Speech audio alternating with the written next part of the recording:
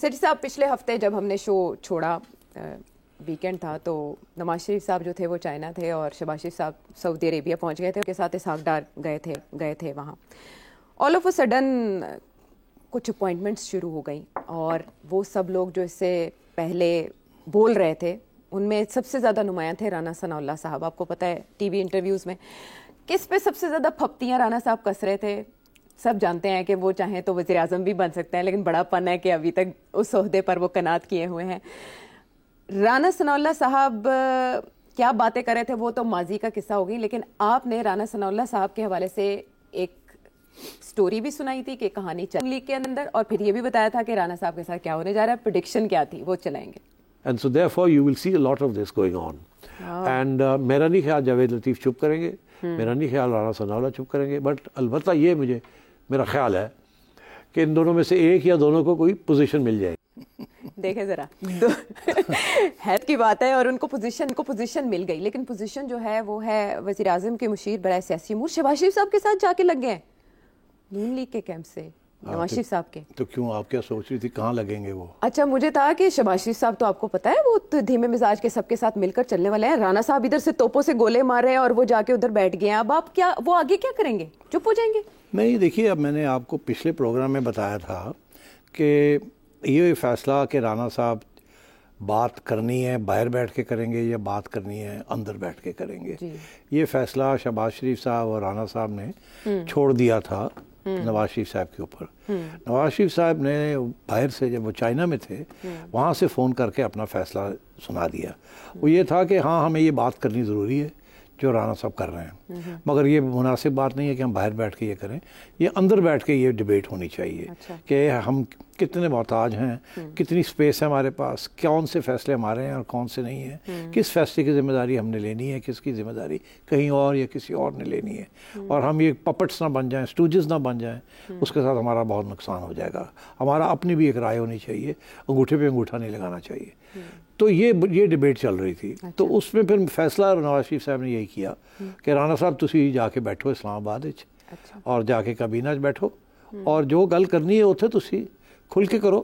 وہاں آپ کے اور بھی ساتھی ہیں اور شہباز صاحب بھی ہیں, اگر شہباز صاحب ایک بات کہتے ہیں اور آپ کا موقع فرق ہے تو سب کے سامنے کریں, وہاں فیصلہ ہو جائے. اس کے بعد جو بھی فیصلہ ہوتا ہے اس پہ سب ٹک جائیں, یہ نہیں کہ پھر بات اور بڑھائیں. تو میرا خیال ہے دس واز اے ڈیسیجن, اور اس لیے اب رانا صاحب جو ہیں وہ کابینہ میں بیٹھیں گے, ان کی ایک بڑی سینئر حیثیت ہے اور وہ بات کھل کے کریں گے جو انہوں نے کرنی ہے. میرا نہیں خیال کہ وہ ہاں میں ہاں ملائیں گے, مگر یہ ایسے بھی نہیں ہے کہ وہ ڈی اسٹیبلائز کریں گے.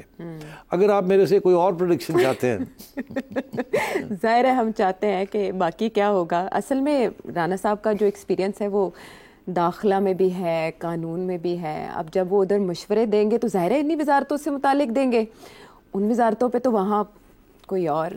اچھا اب بڑی انٹرسٹنگ بات آپ نے کی, آپ نے شروع آج پروگرام کیا حوالہ دیا کہ جی محسن نقوی صاحب کا, ایسے ہی ہے نا؟ یہ ایکچولی رانا صاحب کا ٹارگیٹ تھے وہ. اچھا تو انہوں نے ٹارگیٹ نہیں تھے, ان سے سوال پوچھا گیا, انہوں نے کہا یار وہ تو جو ان کے ساتھ ہیں جو ان کو بیکنگ کر رہے ہیں وہ جو چاہیں وہ پرائم منسٹر بھی بن سکتے ہیں.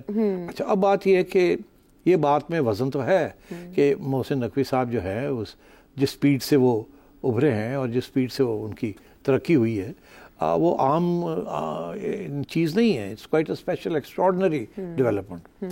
اچھا اور ان کو جو عہدہ دیا گیا ہے وہ ہے ہوم منسٹری کا. ہوم منسٹری جو ہے وہ اسٹیبلشمنٹ اپنے پاس رکھنا چاہتی ہے, اسی لیے جس سختی کے ساتھ انہوں نے پی ٹی آئی کو نپٹا ہے وہ ایک تاریخ میں لکھا جائے گا جو اسٹیبلشمنٹ کا رول اور جو بیوروکریسی کا رول تھا یہاں.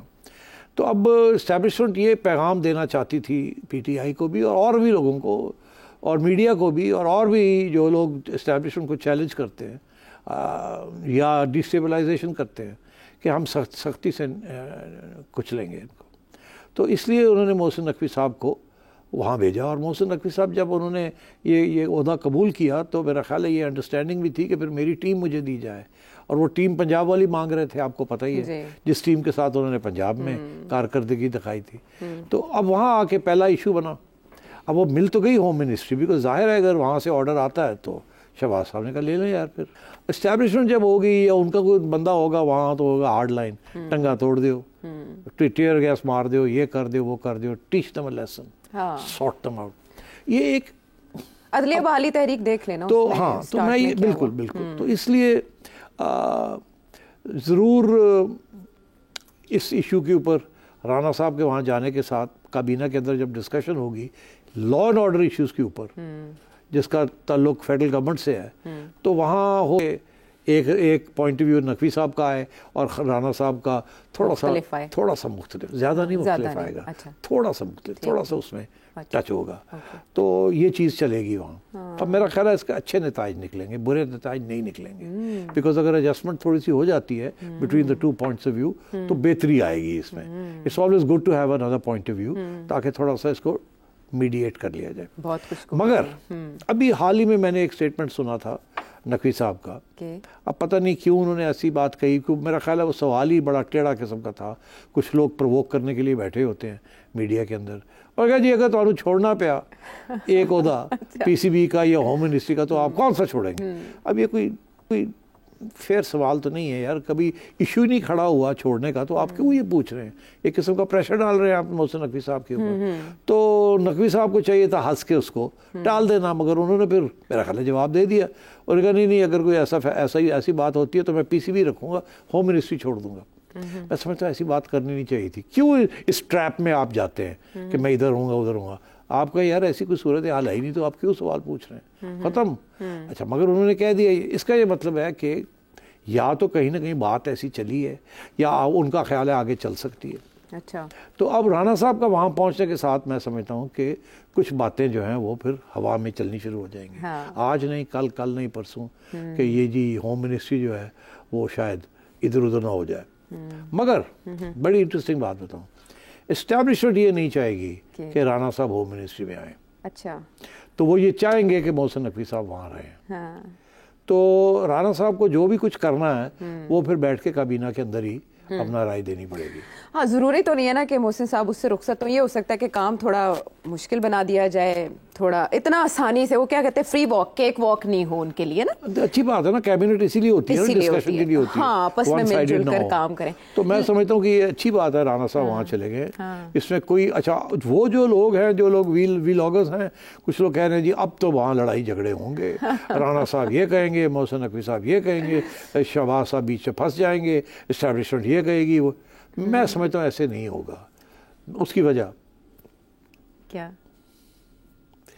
اسٹیبلشمنٹ بھی افورڈ نہیں کر سکتی کہ یہ جو سسٹم ہے یہ ریپ اپ ہو, اور نون لیگ بھی افورڈ نہیں کر سکتی کہ یہ سسٹم ریپ اپ ہو جائے.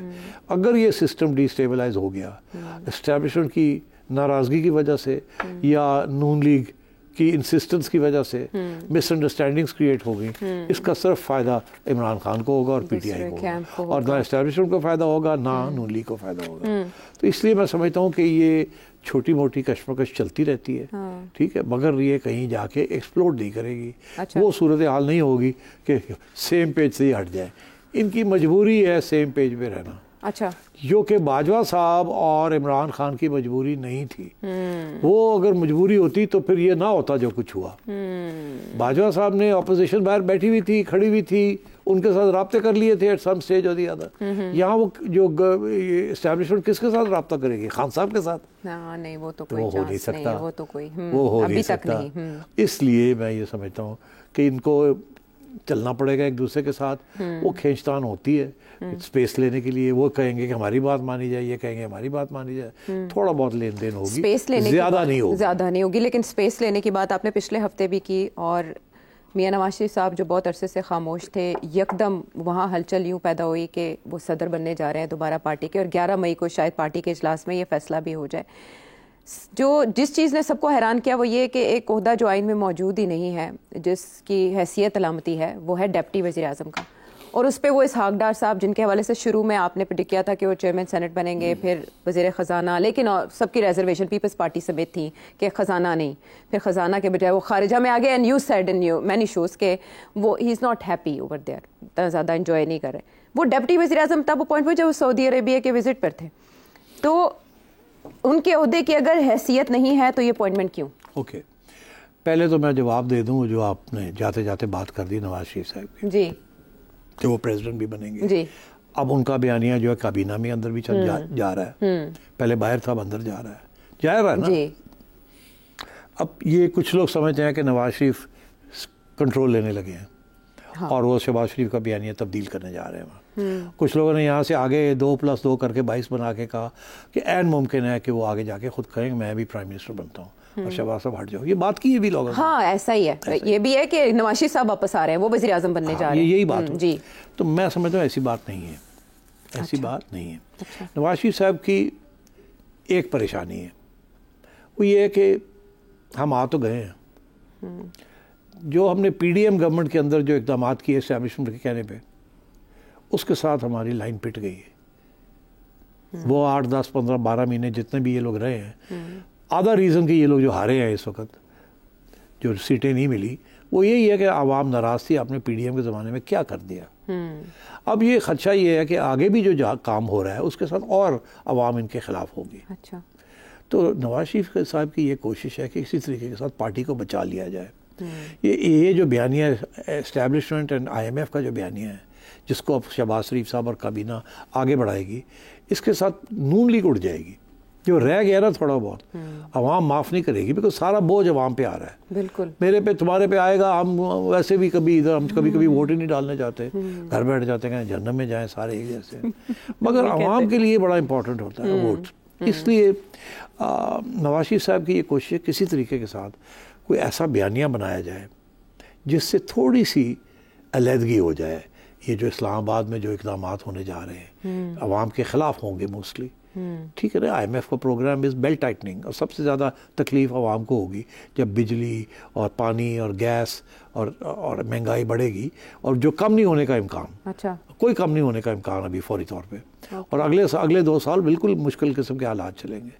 ابھی آپ دیکھ رہے ہیں کہ ابھی فارمر سٹرائک کر رہے ہیں, ادھر پیپلز پارٹی کہہ رہی ہے کہ پرائیویٹائزیشن مت کریں, نہیں تو وہ لیبر, ابھی بلاول صاحب وہاں لیبر کو ایڈریس کر رہے تھے, ان کو ایشورنس دے رہے تھے ہم نہیں ہونے دیں گے وغیرہ وغیرہ. پیپلز پارٹی تو کسی اور ڈائریکشن میں. اب تو میں یہ سمجھتا ہوں کہ عائشہ کے نواز شریف صاحب کی یہ کوشش ہے کہ ہر بات جو ہے نا عوام کے خلاف جو ہو رہی ہے, ہر بات نہ مانی جائے, کچھ تھوڑا بہت ڈسٹنس لیا جائے, کچھ پریشر ڈالا جائے گورنمنٹ کے اوپر اندر سے بیٹھ کے کہ جی یہ نہ کریں, اس کو ایسے کر دیں, اس کو ایسے کر دیں, کچھ عوام کے لیے کچھ اسپیس نکالی جائے. کیونکہ جو اس وقت آئی ایم ایف کا پروگرام ہے اس کے اندر عوام کے لیے کچھ نہیں ہے. تو اگر میاں صاحب فار ایگزامپل یہاں مریم نے روٹی کا قیمت, ہسپتال, اب دیکھیے نا پنجاب گورنمنٹ جو رخ لیے ہوئے وہ بڑی پرو عوامی رخ ہے نا, اور ادھر فیڈرل گورنمنٹ جو رخ لیے ہوئے وہ تو آئی ایم ایف کا رخ ہے. تو آئی ایم ایف کا رخ از اینٹی عوام فار دا ٹائم بینگ.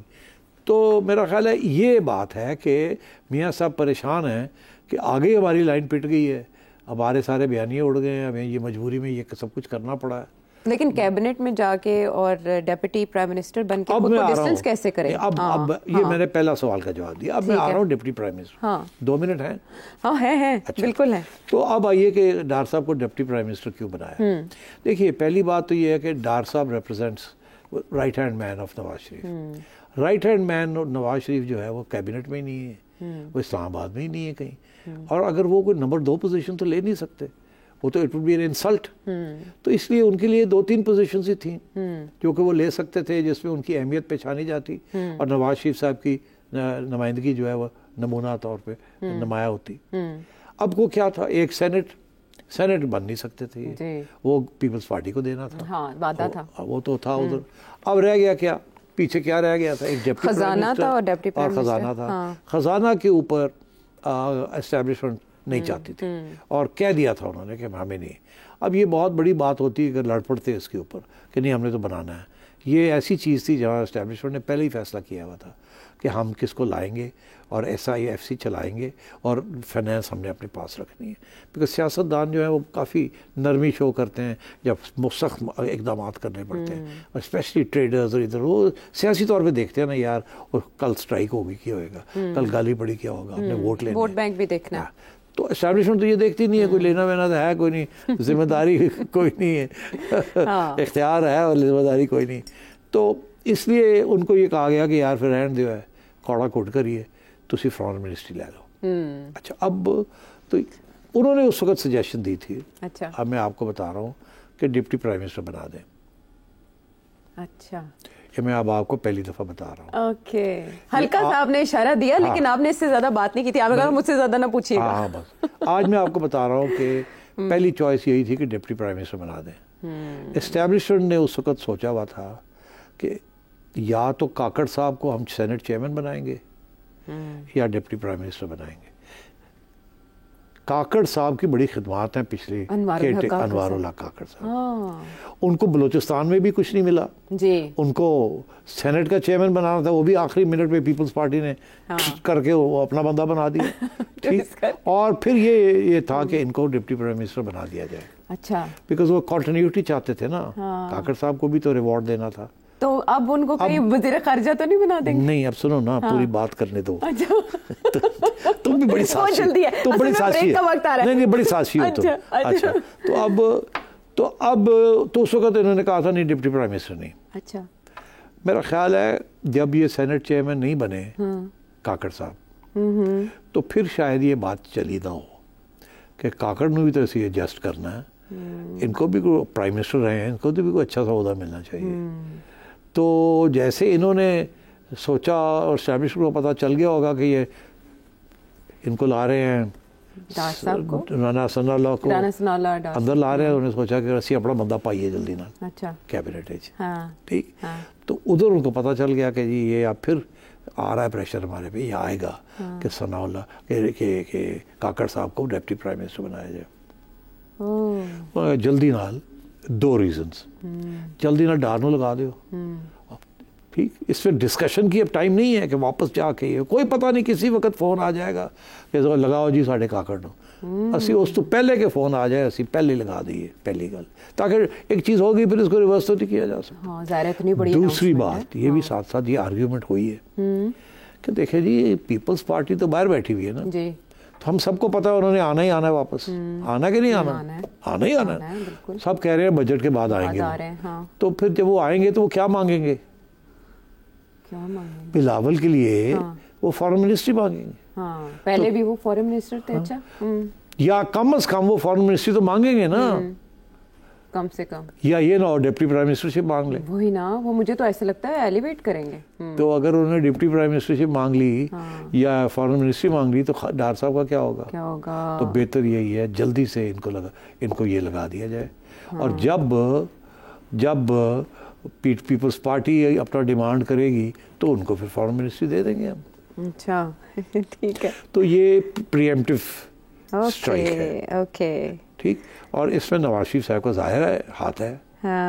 ٹھیک ہے, اور یہ جو آپ نے دیکھا نا راتوں رات سنڈے کے دن ہو گیا, ایک دن کے اندر اندر رانا صاحب وہاں پہنچ گئے اور ڈار صاحب وہاں پہنچ گئے. تو یہ ہے ٹو پریکلوڈ کہ جو سلائڈ ہو رہی ہے away from government towards the establishment یا پوٹینشلی ٹورڈز پیپلز پارٹی, اس کو ذرا ہالٹ کر لیا جائے.